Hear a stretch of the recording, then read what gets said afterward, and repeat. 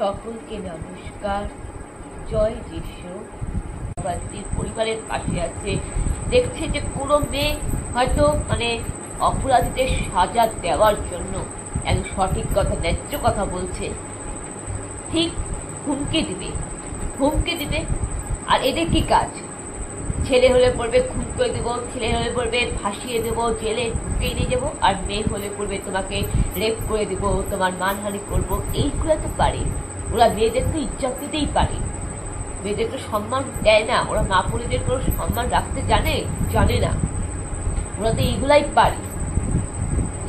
এইগুলোতে ভয়ে মুখ লিখিয়ে চুপ করে থাকাটাও কিন্তু অন্যায়। কারণ অন্যায় যে করে সেটা অন্যায়, আর চুপ করে থাকাটাও অন্যায়, অন্যায়কে সমর্থন করাটাও অন্যায়।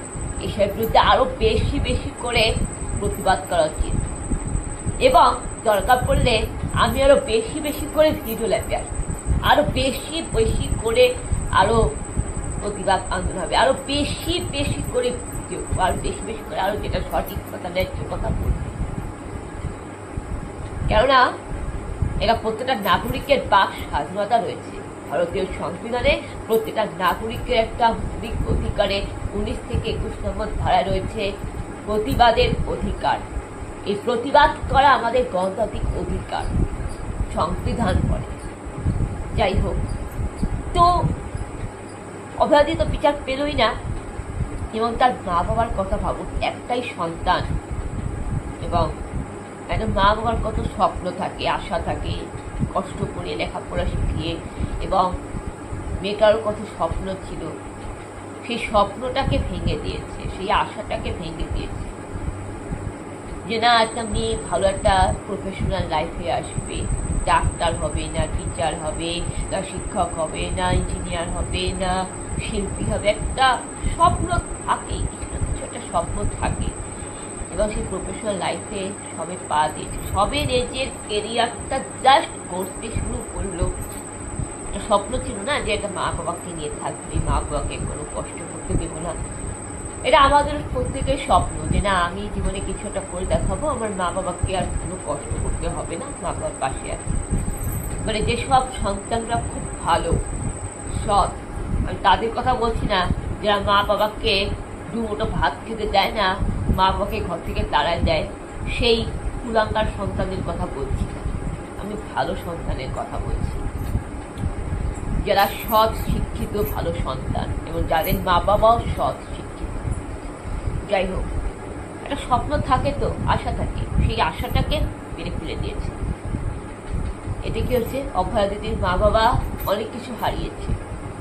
নিজের সন্তানকে হারিয়েছে, নিজের সম্মান হারিয়েছে, পরিবারের সম্মান হারিয়েছে, নিজের মেয়েকে হারিয়েছে, এবং জীবনের স্বপ্ন হারিয়েছে, এবং বেঁচে থাকার যেটা প্রাণ প্রতিভা ছিল সেটা হারিয়েছে। কষ্ট, বেদনা, মুহূর্তগুলা সুন্দর, একটা সন্তানকে ঘিরে মা বাবা অনেক সুন্দর মুহূর্ত থাকে, একটা সুন্দর আনন্দ থাকে, সেই হাসিটাও পর্যন্ত হারিয়েছে, আনন্দটা হারিয়েছে। এবং দুয়ারে তাকে ঘুরতে হয়েছে বিচার চাই বলে। রাজ্যপালের কাছে গেলেন, রাষ্ট্রপতির কাছে গেলেন দেখা করতে, সুপ্রিম কোর্টে গেলেন, আদালত গোটা ভারতবর্ষ তাকে দরজায় ঘুরতে হয়েছে যে আমার মেয়ের বিচার, ন্যায়ের বিচার। এর থেকে কোনো কষ্ট হতে পারে? মনে না, এতে কোনো খারাপ ঘটনা কিছু ঘটতে পারে? তো আবার যারা দেশের সেবা করে, যারা আমাদের মানুষের সেবা করে, এবং যারা কিনা মুখ্যমন্ত্রীকেও পর্যন্ত সুস্থ করবে, সেবা করবে, যারা কিনা পুলিশকে পর্যন্ত সেবা করবে, তাদেরকে সুস্থ করে, সেই ডাক্তার নার্সদের উপর যখন হামলা হয়, এর থেকে কোনো লজ্জার কিছু হতে পারে না। তো এখানে তো হচ্ছে একটা ডাক্তারকে ধর্ষণ নয়, পুরো গ্যাং রেপ করে খুন করেছে। এটা সব থেকে ঘৃণার। এর অপরাধের সাজা একমাত্র মৃত্যুদণ্ড হওয়া উচিত। এই অন্যায় সাজা একমাত্র ফাঁসি হওয়া উচিত। আর নাহলে 100 গাছ চাবুক মেরে, না খাইয়ে, না জল দিয়ে, একেবারে কি বলবো, শুলে চড়িয়ে লঙ্কার পুরো বিছুটি পাতা ঘষে তারপর ফাঁসি দেওয়া উচিত। যেভাবে মেয়েটাকে যন্ত্রণা দিয়েছে তার 100 গুণ যন্ত্রণা পেয়ে ওকে মরা উচিত। এর কোনো ক্ষমা নেই। দেখুন, দোষ ভুল করে তো ক্ষমা হয়, কিন্তু এটা যেটা করেছে সেটা নরকে যাওয়ারও অযোগ্য। এর কোনো ক্ষমা হয় না। অত ঈশ্বর তো, ভগবান তো এনার একে ক্ষমা করবেও না। ভগবান ঠিক এদের ন্যায় বিচার করবেই। যাই হোক, কিন্তু আজকে 1 বছর হয়ে গেল। আজকে নবান্ন অভিযান বেরিয়েছিল, তো মানুষের একটা আশা থাকে না যে না 1 বছর হয়ে গেছে তো কি হয়েছে, আমি আবার নামবো আন্দোলনে, আমি বিচার চাইবো, যাতে অভয়া দিদি ন্যায় বিচার পায়, অভয়া দিদির আত্মা যাতে শান্তি পায়। কিন্তু আজকে কি হলো? আজকে যে মেয়েটা, যে দিদি আমাদের মধ্যে নেই, মানে যাকে খুন করা হয়েছে, যাকে মেরে ফেলা হয়েছে, যার আত্মা এখনো শান্তি পায়নি, এবং অনেক দুঃখ, অনেক কষ্ট, অনেক লজ্জা নিয়ে যে অকালে অপঘাতে যার মৃত্যু হয়েছে, যাকে ভীষণভাবে ধর্ষণ করে খুন করেছে এবং বাজেভাবে তাকে অ্যাটাক করে তাকে মারা হয়েছে, সে অভয়া দিদি হয়তো আমাদের মধ্যে নেই, কিন্তু কোথাও না কোথাও না মানুষের তার কর্ম মধ্য দিয়ে সে বেঁচে আছে, কোথাও যেন মানুষের এই হৃদয়ে রয়েছে। তো এইটা খুবই একটা বাজে ঘটনা ঘটলো, এবং